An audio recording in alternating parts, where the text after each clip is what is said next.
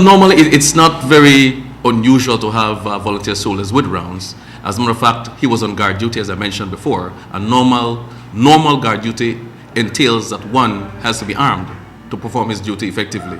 So, of course, he was there. There was some supervision, but apparently, this guy was actually on duty when that occurred, and he was the only person who had a rifle and some rounds at that time. The deceased? No, the guy who the accused. So he was the only person having a rifle and live ammunition at that time, as is customary when they're performing guard duty. And nobody in authority was around? We do have people, but it happened so quickly that by the time they got there, the damage was done. Did they have any previous conflict with each other? Not to my knowledge. No, this accused is a 17-year-old.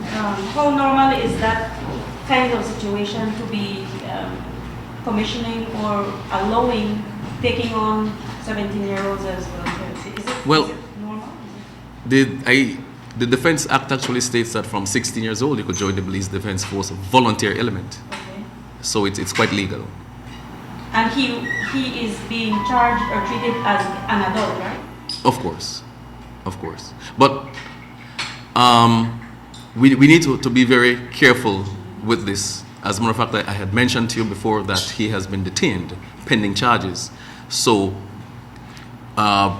the investigation is still underway, and like you, I'm quite interested to find out exactly what will be the outcome of this case, since it's a military person involving somebody who is under the age of 18. Okay, this is the first time, at least to my memory, that something like this has happened on military camp. Mm-hmm. At least in recent times. Well, as far as I'm concerned, as long as I can remember as well, the same thing.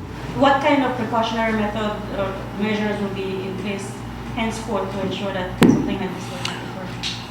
Well, you know that the military, they always have a very, very tight and regimental system. This system that is being utilized has been used as a tradition although it has been tested through battle. So hence the reason why the military system is always being used, even when it comes to organizational behavior.